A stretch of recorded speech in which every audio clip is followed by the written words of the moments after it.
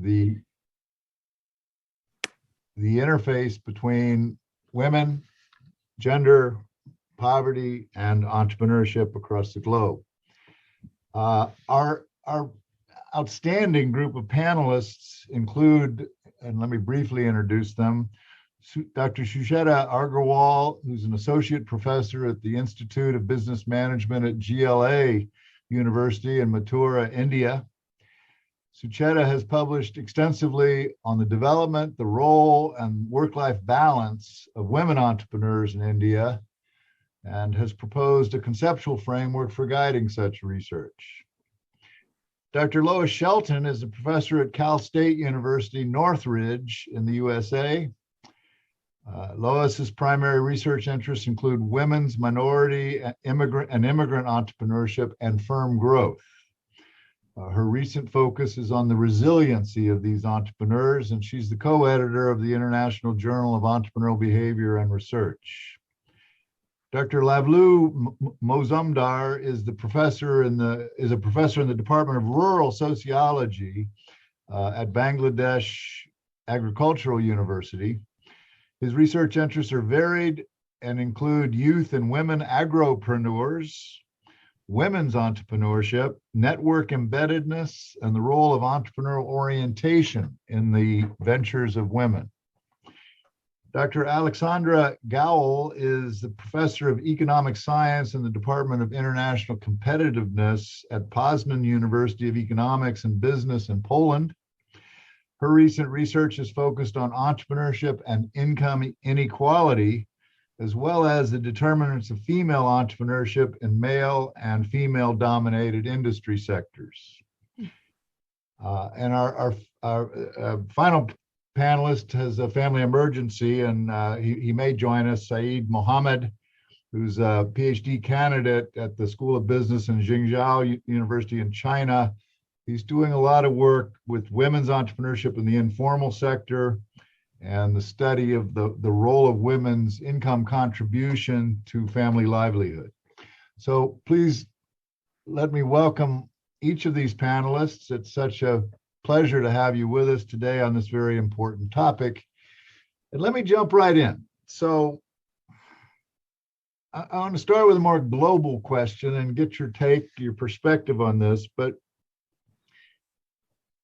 is entrepreneurship a meaningful solution to the challenges of poverty amongst women? Is it a legitimate source of empowerment? Is it a realistic pathway out of poverty? Shall I? Yes, please. Okay, so as we are talking about the Indian perspective, so as we know that the government of India has defined women entrepreneurs as those whose enterprise has a minimum financial interest of 51% of the capital and is made up of at least 51% female workers. Means when any woman own enterprises, she must have given the employment as compared to men more than to women.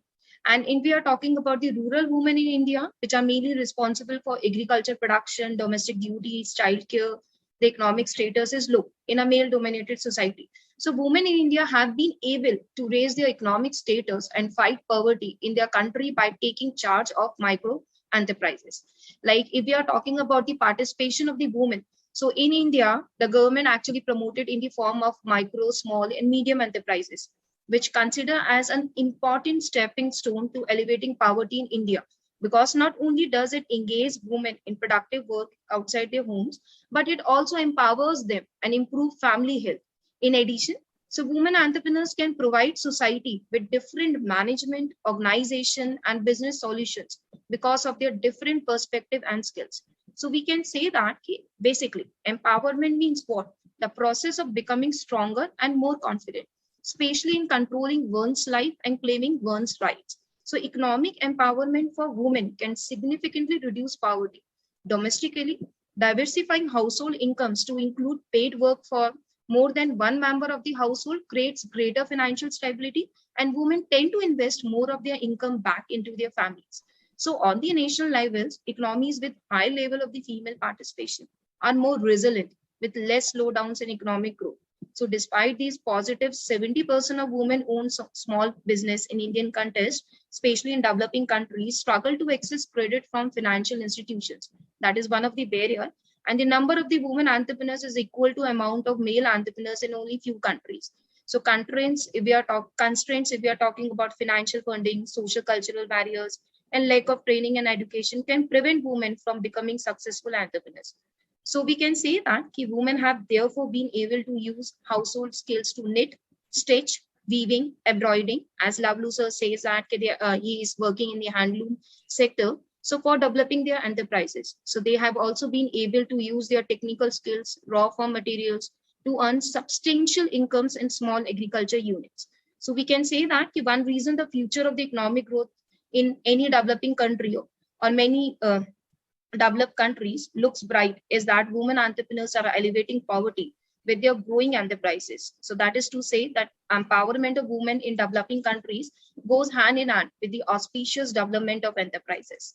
So this is Okay. from my Well, side. thank you for that. And so your argument is there's a financial as well as a human capital and self-confidence, self-identity sort of benefit. Other perspectives on this first question?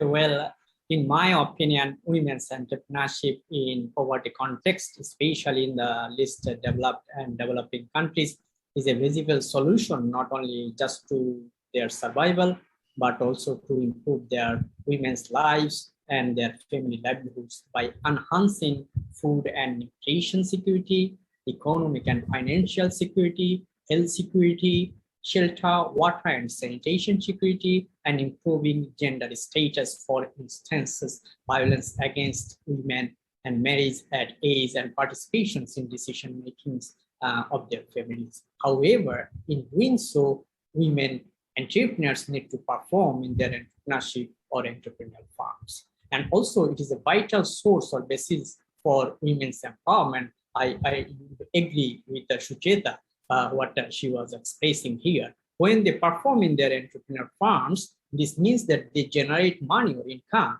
And with this, they can contribute to their family economy. As they contribute to the family expenditure, they get better opportunities to participate in family decision making.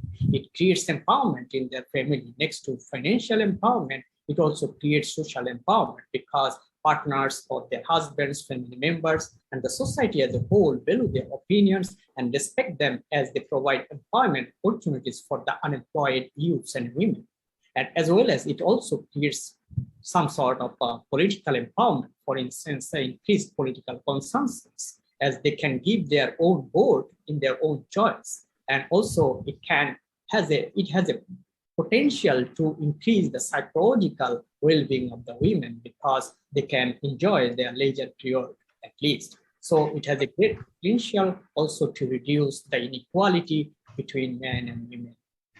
Well, but Lavlu, are these not overwhelmingly survival businesses that are highly labor intensive, that generate very marginal returns?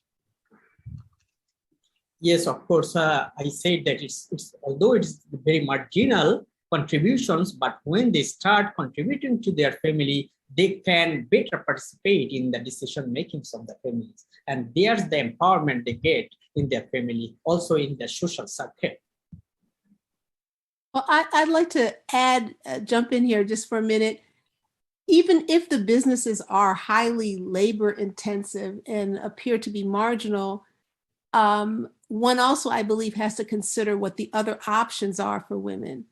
It is, I guess, in my point of view, it's better to be in a business for yourself than perhaps relying on public assistance or engaging in illegal activities or certain other options. So I think it has to be viewed in the context of the entire opportunity set for these women. And just because a business is highly labor intensive and perhaps at a particular point selling low commodity products, that does not mean that that with the proper incentives and the proper information and the proper support, that business cannot grow and that entrepreneur cannot expand to become a larger and more sustainable business. But Lois, I'm with you. Is it not possible? I understand these benefits on multiple fronts, but that the pursuit of entrepreneurship could make one worse off? Well, if yes, it potentially could, but it also depends how you're defining worse off. If, let's say, a woman or an individual engages in entrepreneurship and the business does not survive, they could potentially be worse off if they do not consider that failure is just another step in the process of entrepreneurship and the process of moving forward. That could be damaging psychologically, that could be damaging financially.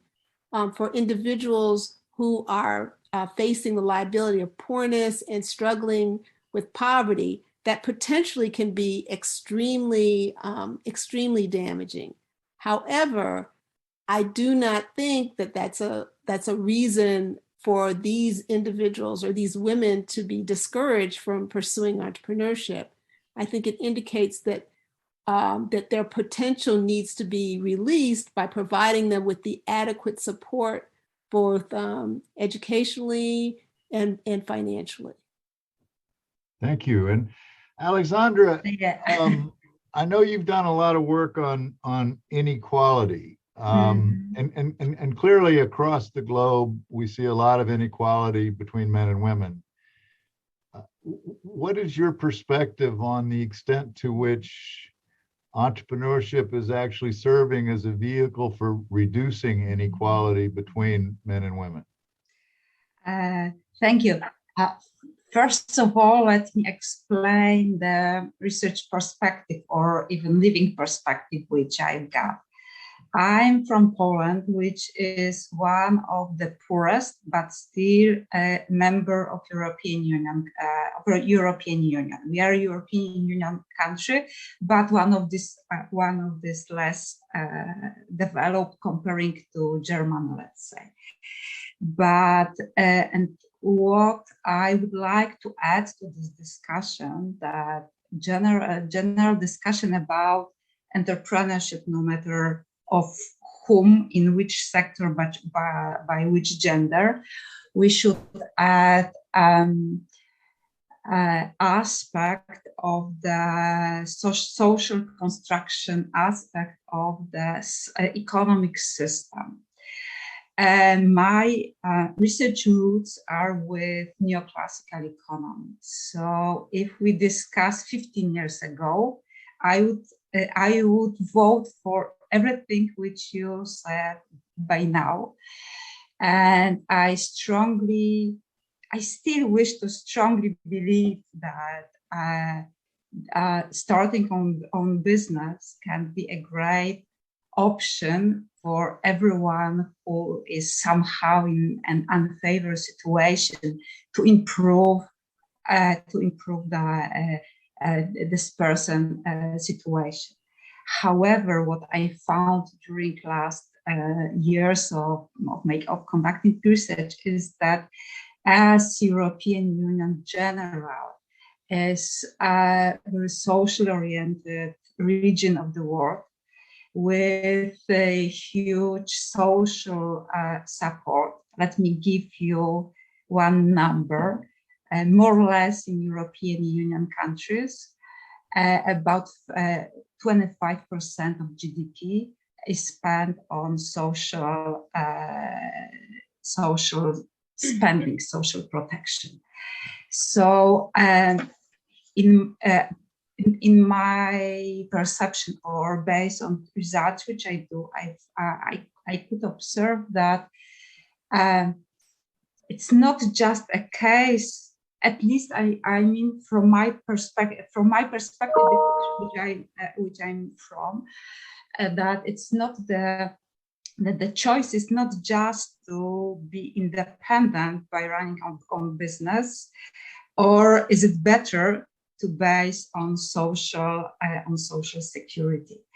And as the level of social security rise, spendings and social level of entrepreneurship in European Union on general is going down. And level of education is higher, investments are higher, and the huge effort on entrepreneurial education is done. But the level of when we measure, share of entrepreneurs in total, I don't know, number of active persons. So I think that we should also discuss from that perspective, to which extent, on one hand, the social support is important, is needed, but to which extent people, and especially being in an unfavored situation, prefer in some circumstances not to even try, but to base on social security, on help for social security. So I think that to our discussion we should also add this aspect of society organization. It is interesting indeed, and one of my objectives today is the diversity of contexts in which each of you find yourself. I want to turn to the question: if I'm a female entrepreneur in India, in Bangladesh, or in Poland or California, and I know there's a very, very different context, and the answers are probably going to vary, but based on my gender alone, do I face unique obstacles? And if so, what is the nature of those obstacles? Well, I can, I'll just offer my perspective here. Yes, you would face unique obstacles based on your gender, particularly there's gender discrimination, there's stereotypes about what women can do in workplace in general, and also in terms of being an entrepreneur. And those stereotypes and that gender discrimination can affect your ability to get financing, to form effective partnerships with vendors and certain types of consumers. In addition, as a woman, I know it's certainly in the US case, there's often segregation in the labor market, in which there's pink collar jobs, in which women tend to be doing less work or have less experience in engineering and business fields, which can provide a barrier for you as well. And then there is the whole question of gender ideology, what the role of a woman should be in society. And irrespective of that, and because of that, women disproportionately assume a greater percentage of the household labor and the labor relating to raising children and managing the household, regardless of their workforce participation. And so those are some unique barriers that arise simply from being a woman. Yeah, I absolutely do agree that looking at data, women are still focusing or are still occupied in some industries, some branches, etc. For example, education, for example, healthcare. But when we take a look at the most profitable industries, such as ICT, for example, they face a lot of obstacles for women to enter. And the problem of being pushed to enter or female-dominated industry, in my mind, is very important. It's a very important issue. So I think women entrepreneurs in many least developed and developing countries face socio-cultural barriers or constraints. The societal norms, values, customs, traditions, ideologies, beliefs, practice, and to some extent religion create hindrances for women to be an entrepreneur. For instance, the Islamic view in Pakistan, and to some extent the Islamic view and patriarchy in Bangladesh, and the caste system in India, and the masculinity or male power in Jordan, and the traditional cultural practices, for instance, the family responsibility, what already mentioned by Lois and also Alexandra, the social customs and societal legitimacy or acceptance in sub-Saharan Africa create barriers for women to be an entrepreneurs and to be success in their businesses as well. Moreover, the perceptions of conflict between the entrepreneur role and other roles such as mother, wife, and housewives is not supportive of entrepreneurship in many developing and least developed countries. So, however, if we are talking about in Indian context, so we know that women cover a very long journey to become an independent, as the traditional concept of our country is male-dominated one, as the other speakers also mentioned that.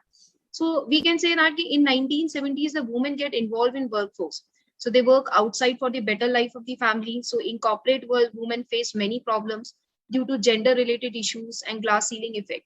So because of this, the performance of the woman gets affected in workplace as well as in family. So for the betterment of the family and children, women move to working environment and now try to maintain the balance between the work and the personal lives. And that's why she lead the way of the entrepreneurship. But again, it is not a very easy journey for them, as according to the constructivism theory that supported that women want to leave the workplace environment due to many reasons of gender related issues, and they psychologically perceive that entrepreneurship field is better opportunity to maintain their work life flexibility, as according to liberal feminist theory states that the inequity against women in society deprives them to gain education and experience of business knowledge.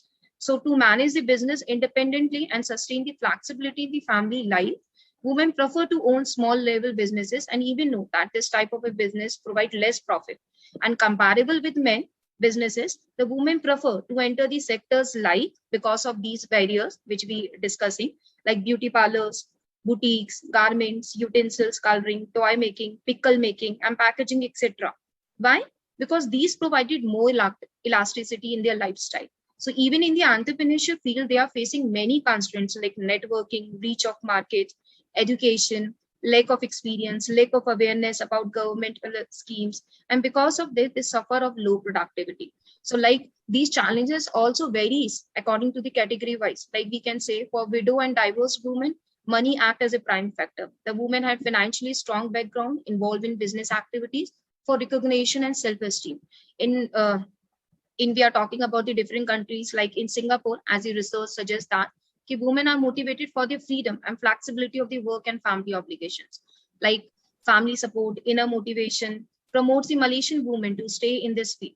So we can say that in the 21st century, so where our constitution gives the equal right to women, but still they face many obstacles during the establishment of their enterprises. Like some common problems are social perception, exploited by the middlemen, and this is mainly actually suffered by the rule of women entrepreneurs, negative perception of banks and financial institutions, cutthroat competition, lack of awareness about government and non-governmental schemes, improper balance between work and family life, negligence of health issues, lack of professional education and the training programs. So we can say that attempts should be there to persuade, motivate, and train these women entrepreneurs. They should gain the proper professional education and maintain the networks for marketing the products. So non-government organization as well as various self-help groups always come forward and should make the efforts to aware the women about policies, schemes of government, and how they eradicate these obstacles they are facing during the time of the entrepreneurial journey. Well, thank you. Thank you for that perspective.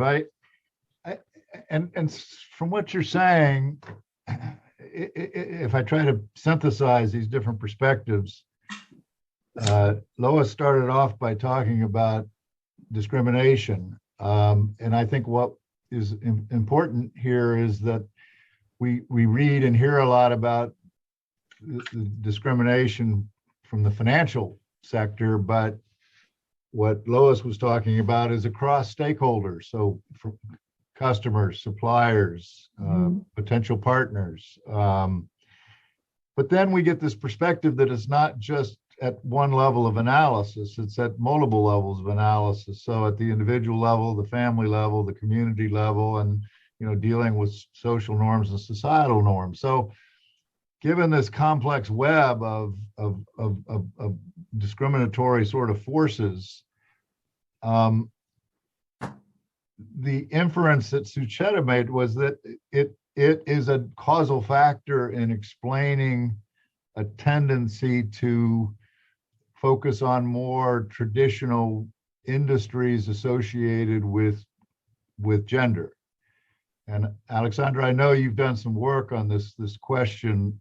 Do you want to share your perspective?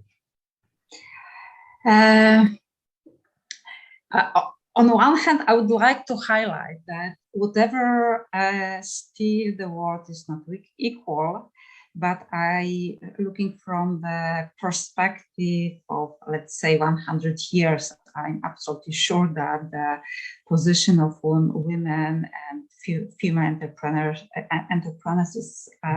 is improving. So I don't wish to be understood as a very pessimistic person, etc.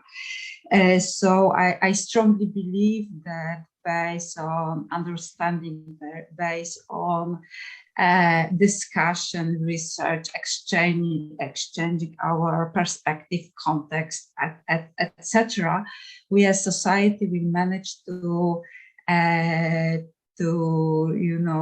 go further and to solve a lot of problems. So this is what I first of all to highlight.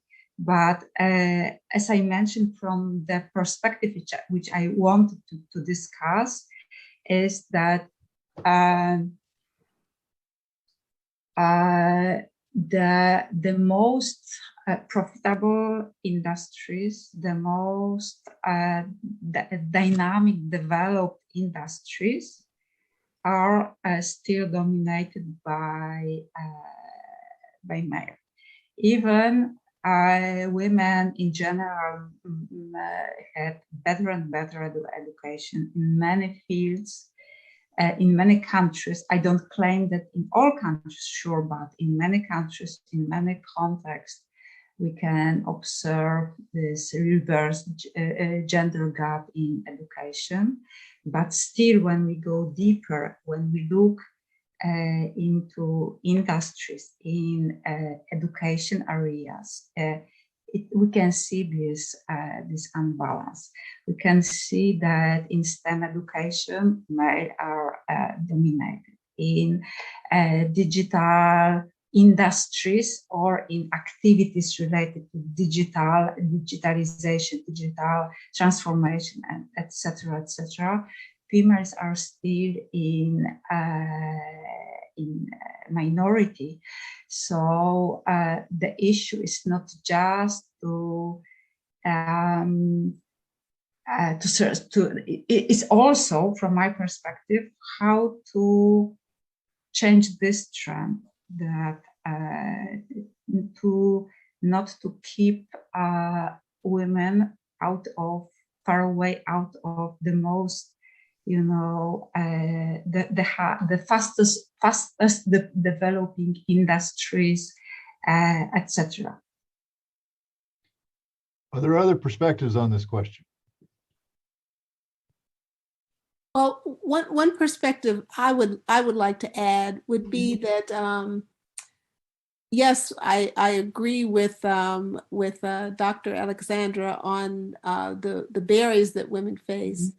But I think there are some glimmers of hope and glimmers of options in terms of how this can be addressed. Certainly there is, we see a number of programs that are designed to educate women in poverty. There are, women-focused co-working groups, women-focused incubators, which provide women with access to additional resources for their entrepreneurial journey. I would also like to suggest that much of the activity I see is directed towards, quote unquote, curing deficiencies in the women. And I do think women need additional support and additional encouragement. But I think there is another realm of education which involves perhaps educating financiers, educating contractors, educating suppliers of capital on the opportunities that they may be missing because they are not supporting women entrepreneurs. There's one very large corporation, Stitch Fix, which is just went public. It was led by a woman, and they almost did not get their initial funding because a lot of the individuals they were going to get venture capital did not understand the value of their idea. And they got their initial seed capital only because the daughters of one of these financial captains was telling him about the value of their product. So I think a lot of times we're focusing so much on what the women need, but also these other players in the ecosystem also need to be educated so they expand their perceptions of what is a fundable business, who is a capable entrepreneur. So I think the education and the exposure needs to happen on both ends. Let's pick up on that theme, if you don't mind. You mentioned the term fundable business, and when we're talking about poverty and around the world, ventures that get started by women that are started out of necessity or are survival types of ventures. The question I'm asking is there a path dependency here such that in starting a survival business, you're making decisions, you're taking actions, you're effectively on a pathway that makes it very hard for that venture to ever become anything other than a survival business? That is to say, and I know, Lois, you've done some work in this area, is it really possible that large numbers of these women-owned survivalist types of ventures can grow? Well, I think it's the time. Well, this is my perspective. It's the time frame you look at. If you think that a large number of these businesses can be transformed, quote unquote, into what we consider, let's say, employer-related businesses or larger businesses within a few years, I would say probably not. But I would say if we start to plant the seeds in which both sides of the women entrepreneurs and the key stakeholders begin to be educated on the relative advantages, over time, yes, we can see larger and larger numbers of these currently perhaps survival-based businesses become what we would term more sustainable. I think it's a process that happens over time. I think also there's a perception, I think particularly there's a perception in the US, since the US is a developed, wealthy country, there is a fallacy sort of floating around that if you are poor, it is your fault. So there's not an appreciation for all the barriers that individuals face in poverty, even in a wealthy country. So that's why I think it is a systemic change that needs to happen. I don't think it can happen overnight, but I think we can start planting the seeds and laying the foundation for change to occur later on. Lavlu, Yeah. What is your experience here in terms of, I know you work with and have researched a lot of rural businesses, agricultural businesses, but are they destined to always be survivalist types of ventures, or is there a growth pathway? Okay. Yeah. Most of them are just for their survivals, but I think there is a huge potential to transform this kind of ventures from just survival to more sustainable enterprises. For this transformation, I think the next to financial capital, human capital, social capital, and enabling business environment and social environment are the key factors. So in the case of financial capital, women's easy access to credit, for instance, collateral-free credit is essential. In the case of human capital, entrepreneurial educations, entrepreneurial training, and experiences are necessary. Moreover, their entrepreneurial orientation is important. More importantly, their innovation and risk-taking capacities, their proactive capabilities may enhance more sustainable enterprises. In the case of social capital, entrepreneurs' social and business networks for maintaining both collaborations both in backward and forward linkages can leverage that transformation into sustainable enterprises. So next to these, the pro-gender policy is also important for establishing this kind of women entrepreneurs from just survival to more sustainable enterprises. Sucheta, do you see a meaningful pathway to growth for these kinds of poverty entrepreneurs? Yes, sir. I also agreed in this point, as Lavlu sir says that now it's done in front of the women entrepreneurs, how they converted into the sustainability. Because we know that if we define that sustainability concept, so that tries to represent the balance between three mainly different factors, that is environment, equity, and the economy. And nowadays, female entrepreneurs have the power to overcome several challenges, including creating an environment of equity, finding equilibrium, ensuring sustainable socio-economic development. So today, increasing the presence of women in the workforce is defined as a corporate strategy in multiple companies in order to try to meet those developmental goals that we mentioned in the sustainable development goals. And as well as literature also show the evidence that women have great capabilities such as innovative, creative thinking, leadership capabilities, social awareness, good ability to identify opportunities. And these abilities are key to achieving greater well-being for society and improving sustainability. So the role of female entrepreneurs in promoting sustainability, which are already mentioned in the previous studies. So developing countries is at the verge of turning point to emerge as a significant hub for promoting at large scale a dynamic entrepreneurship ecosystem. So this entrepreneurship wave, if adjusted for social enterprises now, so has provided the possibility to unravel a portion of our most societal issues through entrepreneurship. So sustainable enterprise in this manner will have significant ramifications in the economic system, making new ventures, approving new plans of action, and reallocating assets to eradicate societal issues. So the surveys in this regard reveal that the economics of the world are not sustainable, rational, or detailed. So women enterprise encounters this status quo, putting people before profit. Previous studies or data also reveal that how effectively women enterprises respond against gender discrimination to directly empower women. Actually, I think so. The main concept of the women entrepreneurship to initiate the enterprises for their own self-independence as well as to provide the employment to the others women. So just like a developed model, just become the self-dependent, independent, as well as makes the other woman dependent, makes the other woman independent.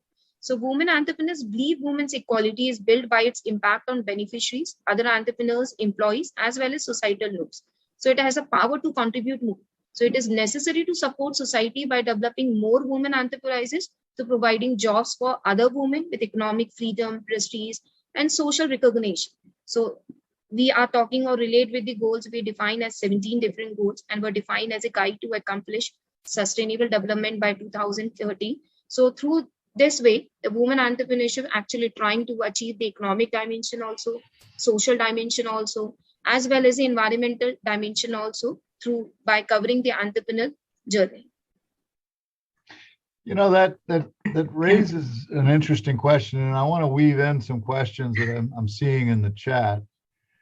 But it raises the question of success and how we define success. You're defining it pretty broadly in terms of not just financial sustainability, but social dimensions, environmental dimensions. So what should we consider a successful woman-owned enterprise when we're dealing with people coming from disadvantage and poverty? I think it depends on the context. You can measure the success or the performance of the business using the financial indicators as well as using non-financial indicators. For instance, in case of financial indicators, we can use the profitability or the profit revenues or the sales or the productions, etc., and etc. And in case of non-financial indicators, we can use what we did in the case of Bangladesh, the product quality and the price satisfactions and the customer satisfactions and the stakeholder satisfactions, etc., and etc. So it depends on the context. How do we measure the success or performance of the business? To survive. let me give a comment still to the previous issue, because to some extent it is, in my opinion, it is related. And let me make this comment in the context of Poland.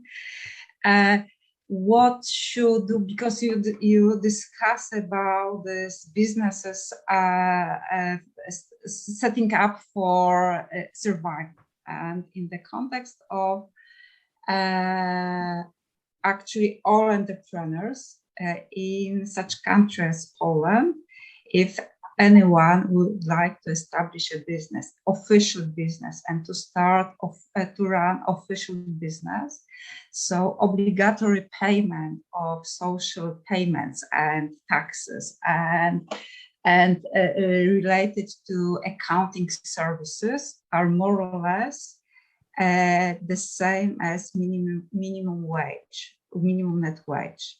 So it's huge barrier to start a business for anyone, but it's even hardest to start a business for people who are in poverty and for female to be being in poverty. So that's why very important aspect is, as Luis explained, incubators, activities, ecosystem which support to start the business, but within some organization, not to start directly with this all formal obligations, but to act. I'm not sure if I managed to express what I mean, but having so huge financial obligation, it's not so easy to start. So I would say that first measure of success is to start and to survive, and this is the measure of surviving for all for a successful all entrepreneurs. But I think that in the context of female entrepreneurs, in the context of women who are in poverty, to survive is the first one. Problem if businesses are less or more profitable, in my opinion, is that first of all they need to survive, and they need to find the proud of running a business which they manage to open and which they manage to survive. However, as I mentioned, the perspective of what we should have in mind, that it's not just the option to what people can do. It's not just to start a business. The question which we should do is to perhaps the employment might be better starting point, not necessarily to act whenever it's possible. I know that it's not possible everywhere. I know that this context matter, but this is what I want.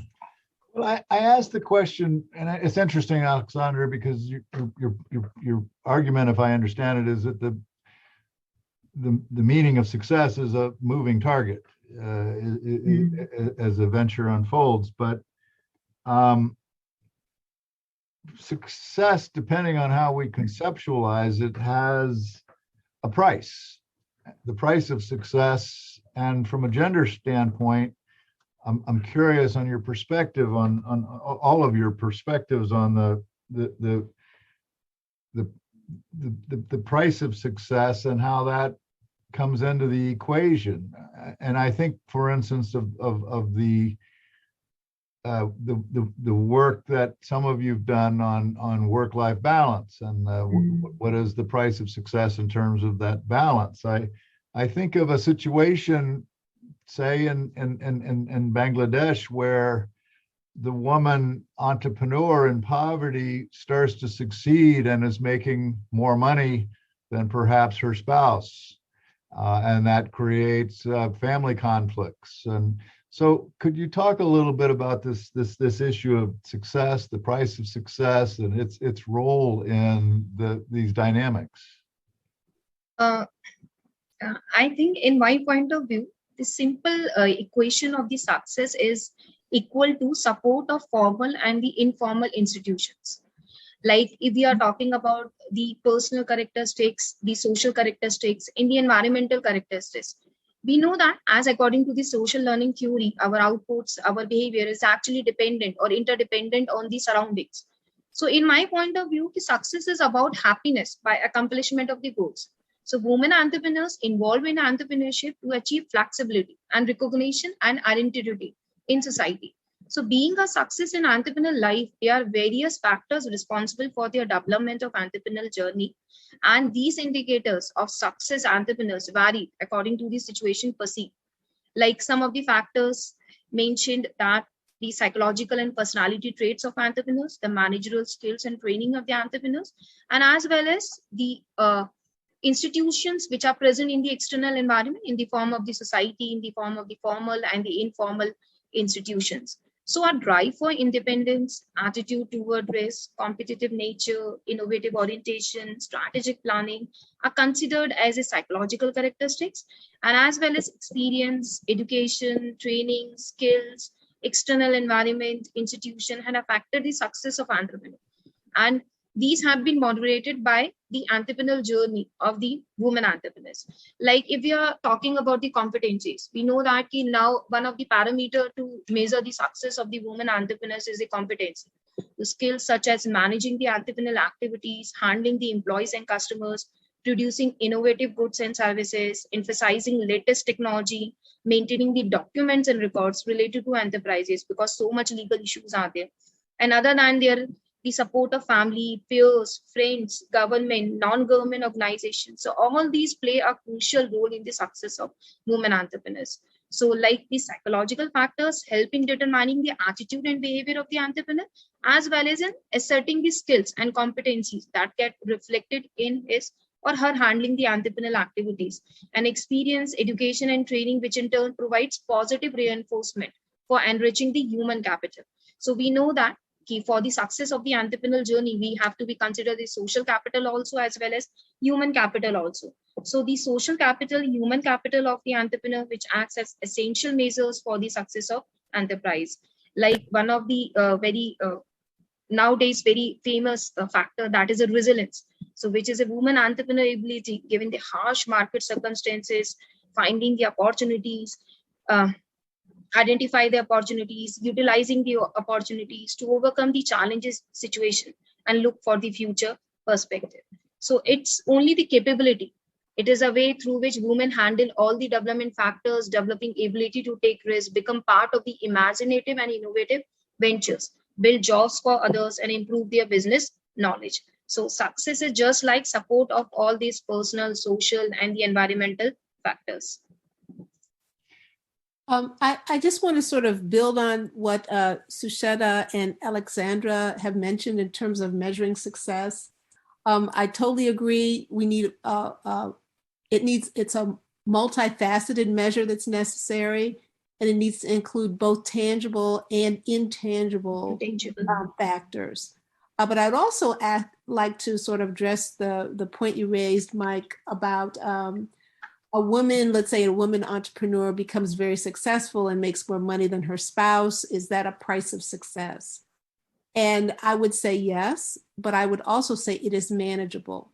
And I don't think it's any different than, let's say, a woman who is employed, let's say, and she has makes more money than her husband or has more a status in the society than her husband. That is one reason I would suggest that a lot of these women-only these women-focused groups, let's say women-led incubators, women-led accelerators, women-led co-working spaces are successful because this is not a situation where no other woman has faced. And in these environments, women who are facing that situation in which they are starting to make more money than their husband can be mentored by other women who have dealt with that situation and can give them personalized as well as general wisdom on how to handle that. So yes, that is a potential issue, but I would suggest that it's not unique to women entrepreneurs and that there are ways for women to deal with that. And that's why mentoring by other successful women and being in women-led support groups would be very important. So that's very, very interesting, Lois. And I wonder, so there's a concept, an old concept from psychology. If success has a price and that price is multidimensional, we talk a lot about fear of failure. Is there a fear of success? I think so. And I think women may face a greater fear of success if we look at society as a whole than men, because there are certain stereotypes in various societies affiliated with, very traditional gender ideologies of what the role of women should be. And women can face potential internal struggles and external struggles if they step outside that those traditional gender roles and those traditional gender expectations. And in that case, that's why I'm suggesting the mentoring is important, because at some level becomes very personal. It is a particular woman's relationship with her particular spouse. And sometimes the relationship will survive and sometimes the relationship will not. And so these are individual choices that each woman has to make. But again, these are with mentoring and counseling and advice and role models, women can make those choices that will make them happiest in the end. Like Susheta and Alexandra were saying, I mean, sometimes the woman will be happier with her business as opposed to with her relationship. I don't think that's ideal, but the women need the resources and the support in order to manage the situation and to make those decisions. Okay. Other perspectives on this issue? Okay, I think the next to business performance, we can measure the success of women entrepreneurs through the societal performance. For instance, the contributions to food and nutritional security of the family, and also the household security, whether their household shelter is secured or not, and then water and sanitation security that we already mentioned. So in different indicators, we can measure the societal performance or success of women entrepreneurs. The conversation has a couple times moved back to the question of family and family dynamics and roles within the family. What do you see as some of the big issues in terms of family dynamics when it comes to women in poverty attempting to start and grow businesses?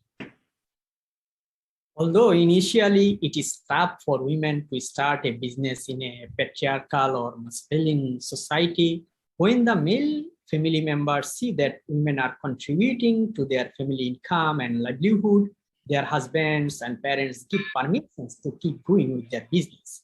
And the male members also become supportive to their business. When women start contributing to their family income, they start participating in their family decision making. For instance, female kids' education, their marriage is buying assets and expenditures for the family, etc., etc. As they create employment for their neighboring women and men, they become the popular in their social circle, and the community value their opinions. They become empowered, and obviously their status elevates in their families, social circle, and the community as well.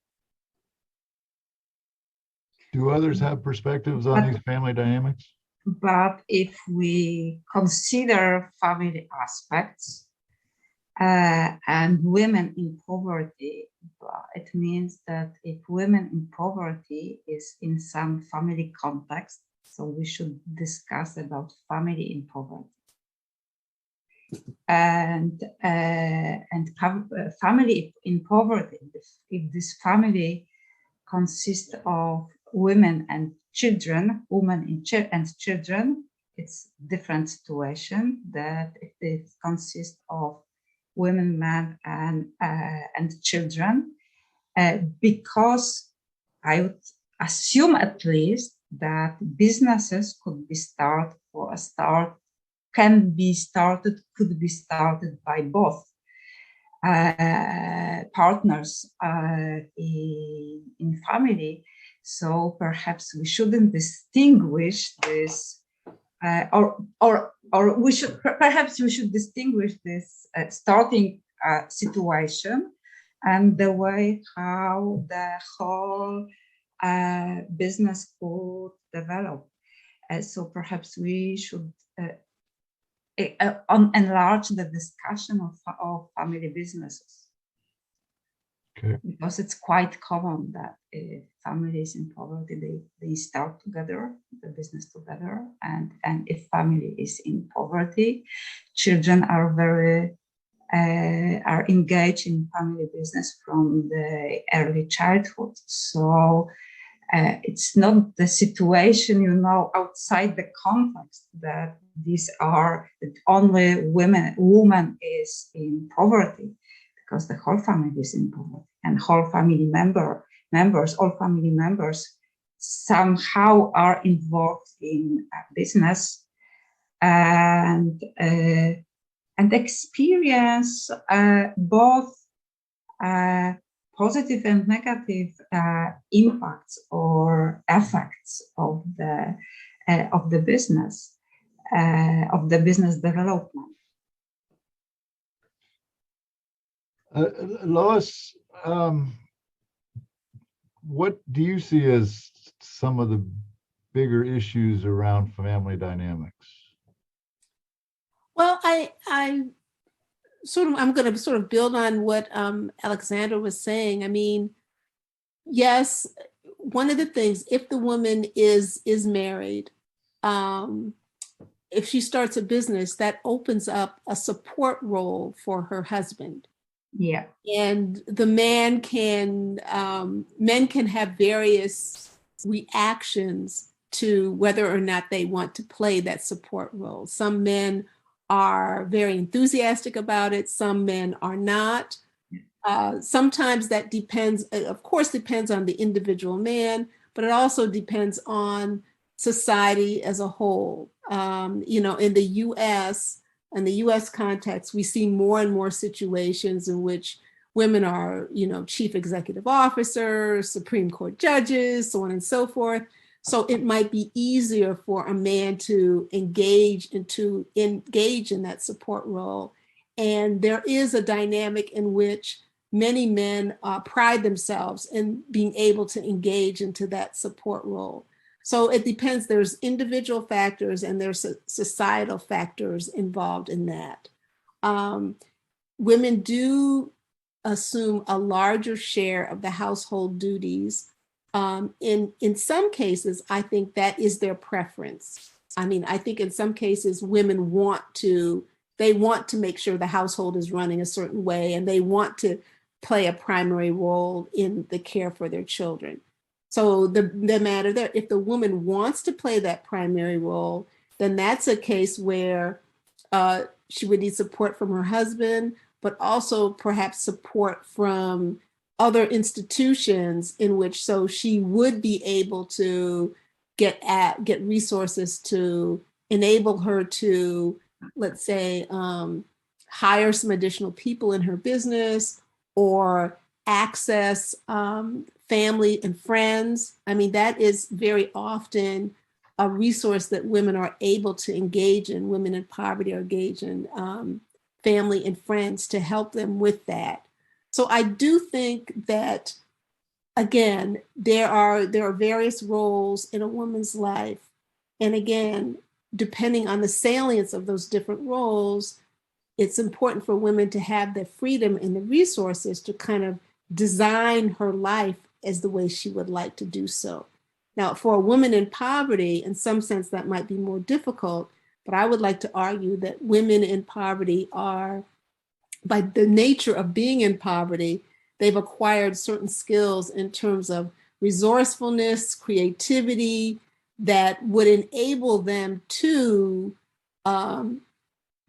engage in the resources that they do have in their environment effectively. So there are some assets from poverty assets in terms of survival skills. Yes. That translate to entrepreneurship.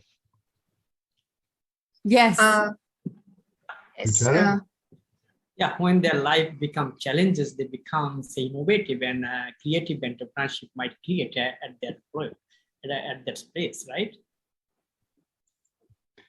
Sucheta, I think you were trying to say. Yes, sir. As we are talking about the role of family or the woman roles in the family, so I actually thinking about that woman role. It is actually vary according to the family to family. Like if we are talking about the medium level income family or the high level income family, so mostly these women entrepreneurs easily get supported by the family. And mainly when the woman and when any woman initiate the enterprises, they feel difficulty in balance between the work and household responsibilities. Why?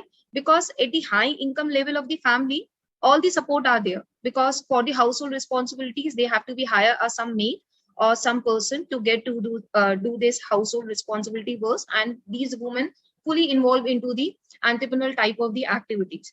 But here we are talking about the low income and disadvantaged female entrepreneurs.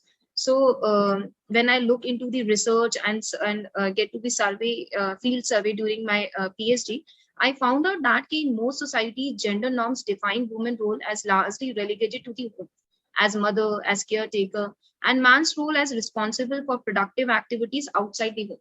So these norms influence institutional policies and laws that define women's and man's access to productive resources such as education, employment, land, and credit.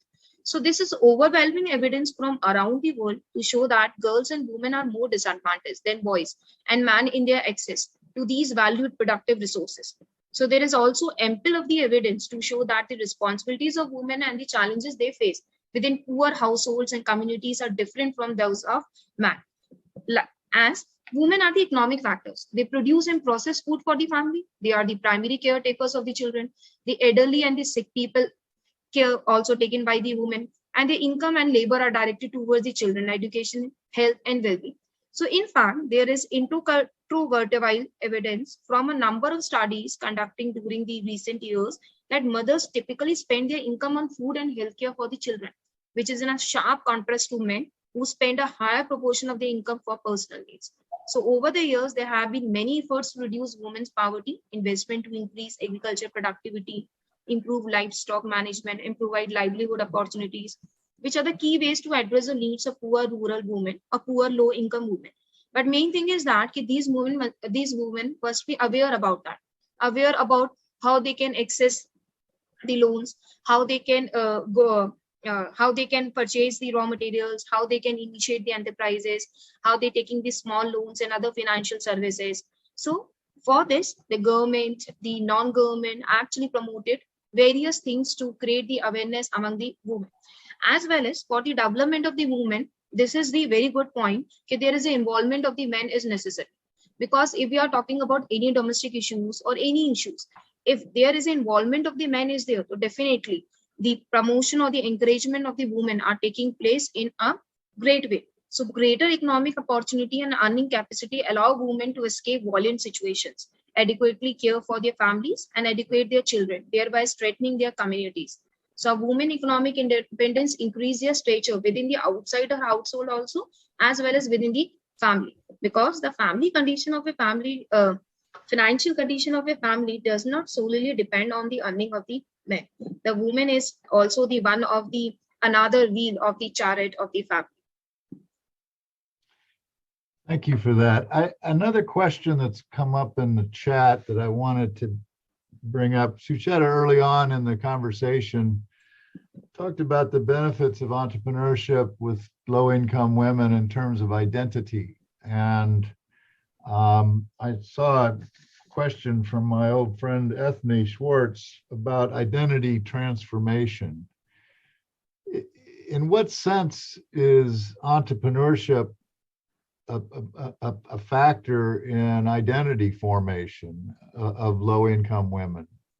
And if there's identity transformation, what's it transforming from and to?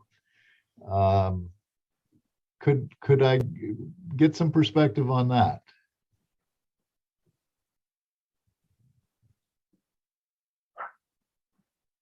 A resounding set of perspectives. Well, let me share my viewpoint on that.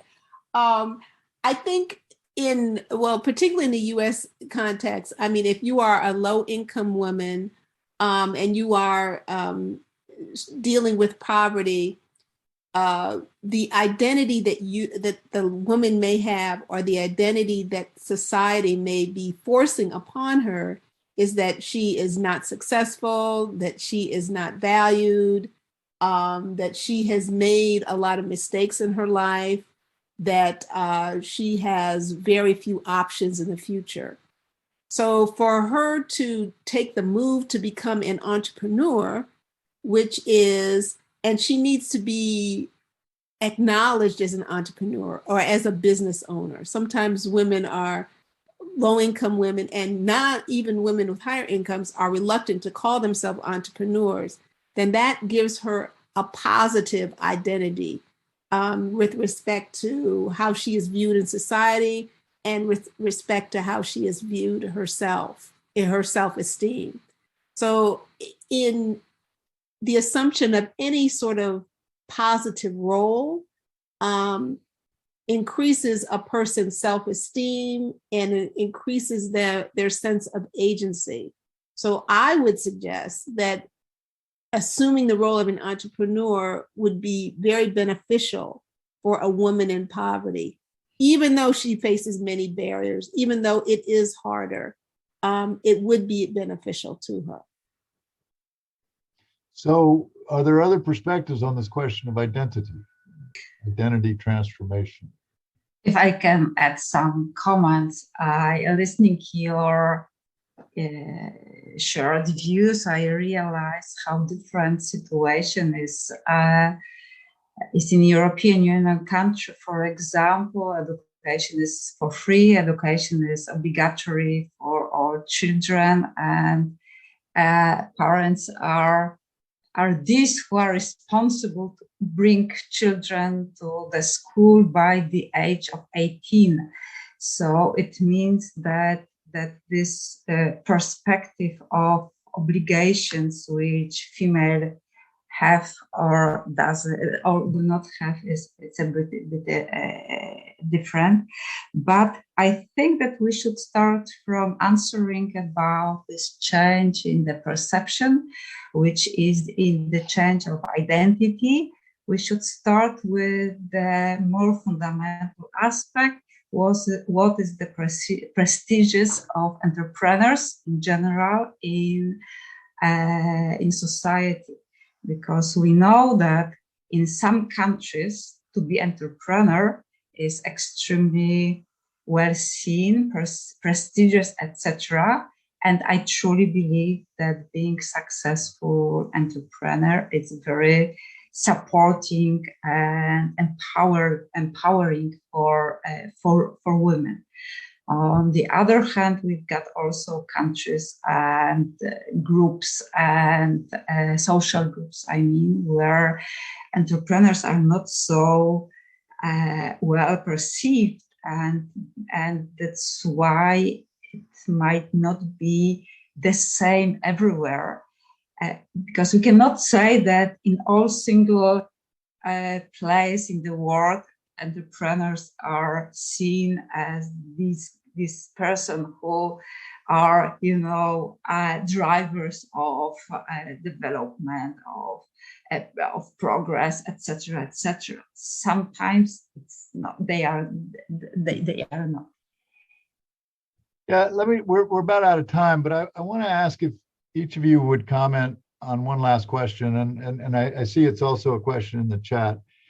Our own research has demonstrated that when we talk about entrepreneurial ecosystems at the community level, that women, and especially women in poverty, are often not served by these ecosystems, or certainly not well served.